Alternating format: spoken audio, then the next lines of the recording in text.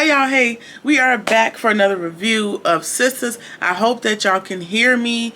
It is raining very hard and it's giving Hurricane Hugo right outside the window, so I'm gonna try to get through this as quickly and as quietly as possible. Forgive me if it ain't as quiet. I'm giving y'all a little updo realness today. Hope y'all like my little ponytail. It don't matter if you don't. Let's just keep moving. Again, we are on season 7, episode 1. Forgive me if I said 6. I did not get around to reviewing the season finale for episode 6. I had a whole lot going on, and I did not get to it. But the great thing about it is season 7 premiered the week immediately after, which is weird because I'm used to having a little bit of a hiatus. But I know I'm sure that the strike has something to do with it, and I kind of noticed that in the way that season 7 kind of flowed as far as a lot of dialogue explanation as to what happened and how the crew, how the castmates aged in TV land. So we'll talk about that probably at the end of the review a little bit more, but let's just jump right into it. So I'm going to start with a little bit of the season finale. I don't think we missed a whole lot. Again, we only had about a week to pine over what happened. So in the season finale, we learned that Gary has been playing more than just Andy. They did like the calendar tracking thing to see where he was and who he might have been with, and we learned that there were times that he was not only with Penelope and Andy. He was with other people, which you can presume. We did not get any closure on that in this first episode, but it might come up, it might not. Anyway, it also looked like somebody abducted Danny. Abducted Danny. And that's where we kind of left off at the end of season 6. Karen is moving forward with the new location that Brian brought to her. Fatima and Zach find Michael tied up in the bathroom, and Fatima and Zach quote unquote kidnapped Michael from Heather to get him out of that situation because it was dire at that point. So that pretty much sums up the final episode of season 6, and we could jump right into season 7 because we're going to pick up where we left off almost immediately with the time lapse in there. So we pick up with Danny. Her windows are busted in her car, and a dude grabs her from behind. We were left thinking that it was the guy that got out of jail that she hit with her car. However, she just jumped awake. She was startled awake. It was just a dream. Tony is there, and it looks like her and Tony have progressed so much so that he is staying the night. The dream it felt so real to her that she could smell him. She could feel him behind her. And it's given very much PTSD.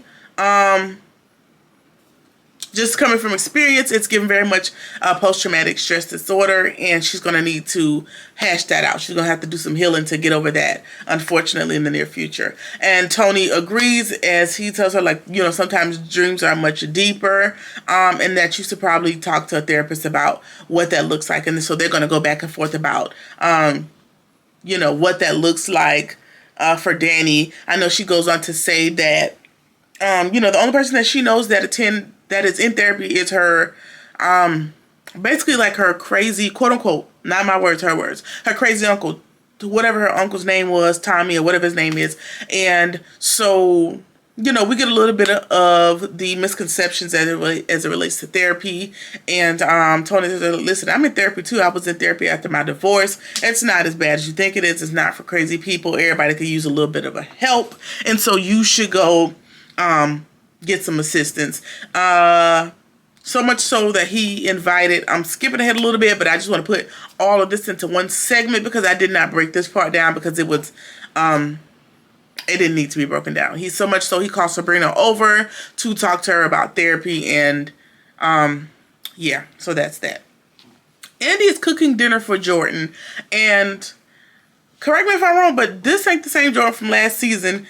Maybe he grew his hair out, or maybe this is a totally different person, but I don't know who he is. He looks very different. Either way, they're cooking dinner for some guests, and she's giving very much Mary Poppins, housewife teas with her longer bundles. I love that she got rid of the 2-strand twist just to give me a break, just to give my mind a break, because I was tired of looking at them. So that's cool.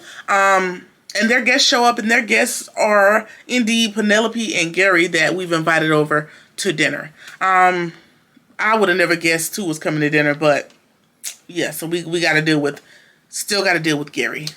Aren't we all happy, right? Not really. Pam and Karen, they're setting up the new location. We got a new look. All the girls have changed their hair, just to kind of give like a time lapse type of feel. I'm sure it was to make it look like, these ladies have aged and some life has passed, because there's really, I think it would have been hard pressed to convince us that time had passed with them looking how they looked in season 7, considering, season 6, considering season 7 premiered a week later. So we had to give like time without time actually passing. That's my guess. Let me know, Mr. Perry, if that's what you were thinking. Anyway, they're setting up the new location, and Karen is finally showing, child. His baby bump is finally bumping. We learned that Mr. Goody Two Shoes Brian, he stood her up, and from the perspective of doing the business. He never finished the repairs, and she had to find a new contractor to get the work done, under the guise about him taking a leave of absence because him and his wife are having some marital problems. And Pam thinks that Karen might have been the reason. Maybe his wife noticed that, he was taking a vested interest in Karen. And so maybe that's the problem. Like the Chelsea Chloe lady said, Brian doesn't really ride any women in his car other than his wife, which means that he might be impartial to Karen.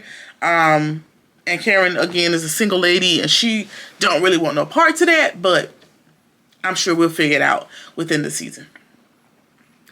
All right, so we learned that Michael has been placed with an adopted family, and he's getting settled in with them for the time being. And Zach is just upset because, he shouldn't be getting settled with anybody else. He should be at home with his daddy. And of course, Heather called the cops on him, and they had to come back and get the baby from him and put him where he needed to be. And that's just simply due to the fact that paternity had not been established thus far. And, I don't have a gauge on how much time we are to presume has passed, but what we do know is that the court system is taking a very long time to establish paternity and do the things that we need to do so that, Michael can come to live with his dad full time, or presumed dad full time. They have arbitration with the judge coming up, and so they're hoping for the best as it relates to that. Yeah. All right, Sabrina. Sabrina is getting settled into her new position downtown. I think at the downtown office, if I'm not mistaken, or she was able to fight for her same location. I missed some dialogue in there somewhere. Either way, she had to call Maurice, and of course, he's just a negative Nancy. He's sulking at the fact that, you got your job back, but I'm not gainfully employed, so whatever. And he tells her that. And she asked about Calvin. Somehow Calvin comes up and he tells her that, hey, I forgot to tell you, you didn't really get this from me, but Calvin met some white girl child and she whisked him out to another state. He no longer lives in Atlanta. He is gone on about his business. So I'm assuming we're to assume that the Calvin part of the saga is over. Yeah, we just gonna assume thus far that the saga is over because he's been whisked away off to a white girl that is going to accept his particular style of living. All right. As I mentioned, Gary and Penelope are still together, presumed to be still together, and they showed up for dinner. Andy offers him some hors d'oeuvres, child. He is afraid to eat it because he don't know if Andy still has some hostility against him. He actually is looking forward to Andy having some hatred and some hostility towards him. And of course, she's not going to give you the satisfaction if she even gives a damn anymore.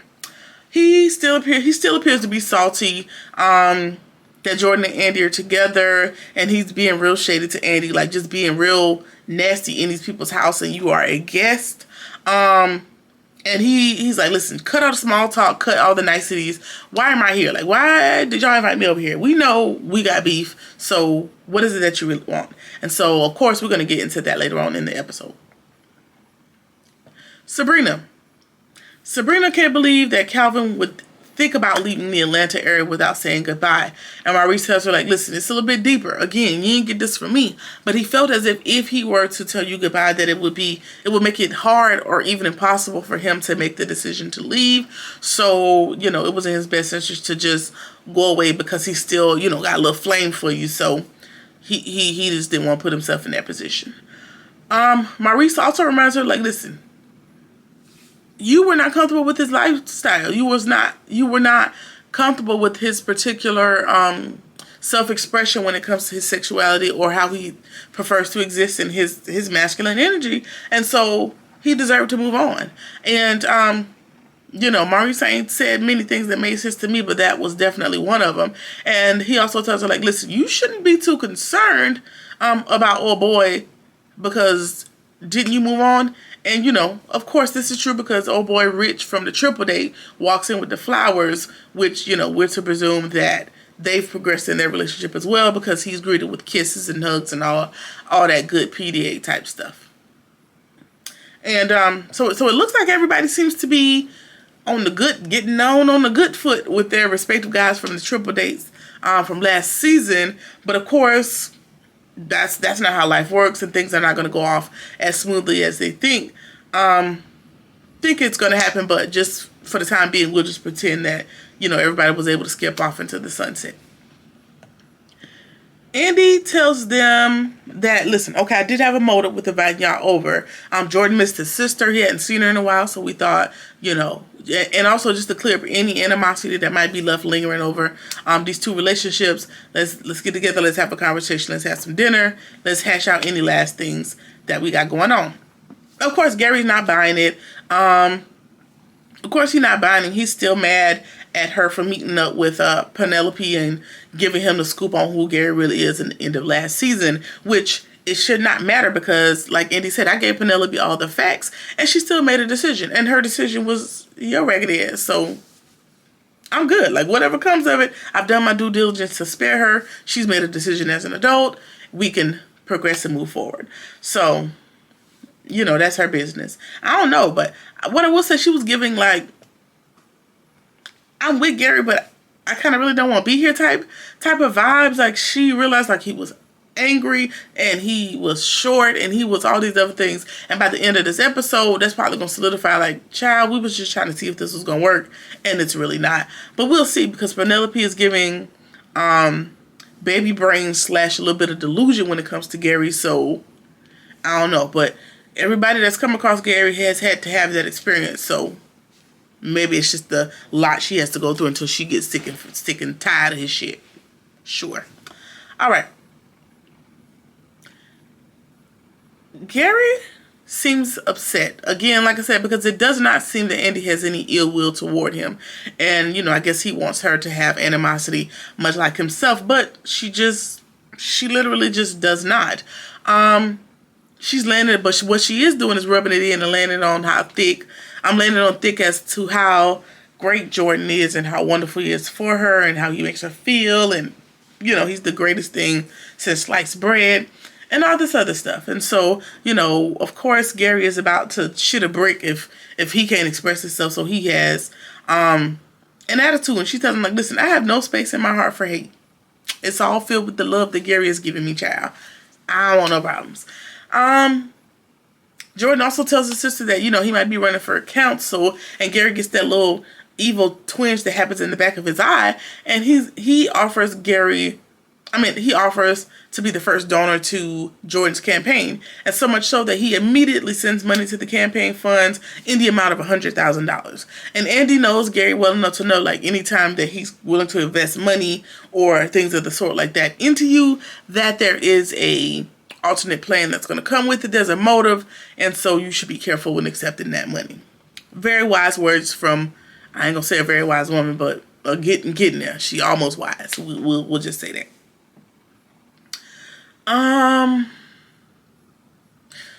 Gary is in the bathroom and he is pissed. Like, he's just walking around like she thinks she over me and I know she still got things. Like, his ego can't handle it. He is about to implode because he really thinks that Andy still gives two shits in the wind about him.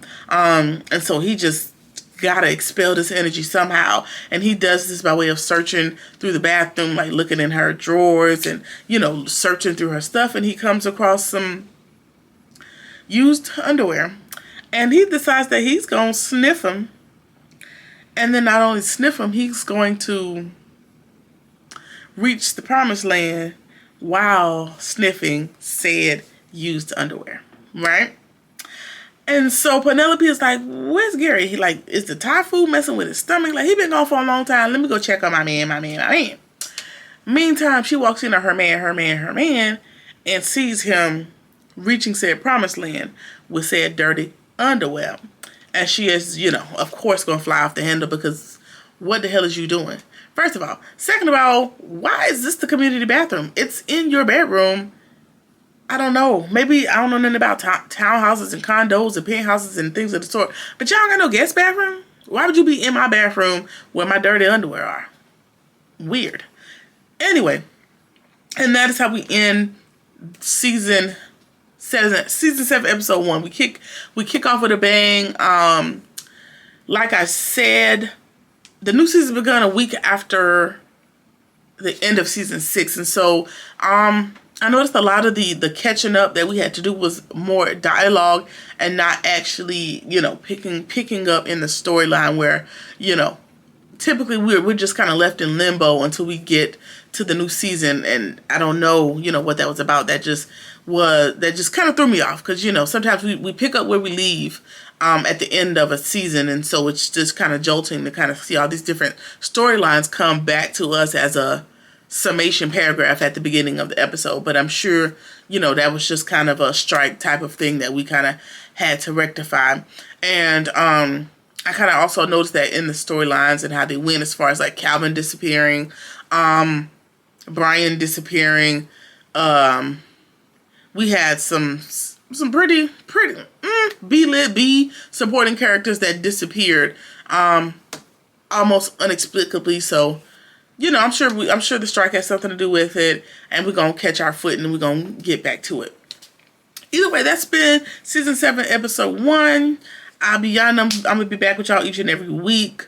Sorry about last week. It was too much going on. Anyway, let me know what y'all think about the episode. What are y'all predictions? I normally do predictions on episode 1, and I don't know. Should I do it? Let's see what I can come up with just off the cuff. As it relates to Sabrina and Rich, I think they're fairly, I think they're okay. What I did notice through the episode is that Sabrina was willing to be a bit more adventurous, maybe not out of true desire to be adventurous, but armed with the fact that Calvin has moved on, and she, like she said, when her and Rich were kind of fooling around in the office, like, hey, this man and his panties and this white girl ain't the only people that can live on the edge. And so you kind of being a little bit more edgier than I'm used to seeing you. And that could prove to be a problem, as opposed to you just rectifying the Calvin situation in your mind and in your heart. That might be a point of contention that we're going to have to deal with all season. Hopefully baby Michael makes it home to his dad and his stepmom. That would be nice. Hopefully there's not no, you know, issue with, oh, that's not really that baby's dad. I mean, could be a good thing, because who the hell wants to deal with Heather for the rest of their lives, right? I'm just saying, you just gotta weigh your options. Danny's gonna have to work through those mental stressors that she's having this season, so I'm sure that's gonna be heavily involved in her storyline. Andy, I don't know. I'm sure she's gonna be leaning into Jordan. We kind of see where someone gets shot, and the cover is pulled over someone this season. So I don't know. I don't know who that could be. Could be, you know, Gary kind of getting too far outside of his emotions and doing something crazy to Jordan, which, you know, it could be a big problem. We also see that Gary's going to be getting investigated by the FBI, and so hopefully he and Q get to go, you know, be buddies in prison. That will be a wonderful outcome, but we'll see what happens. Either way, let me know what you think about the episode. Like, comment, share, subscribe, or whatever it is you feel like doing, and I'll see you in the next one. Peace.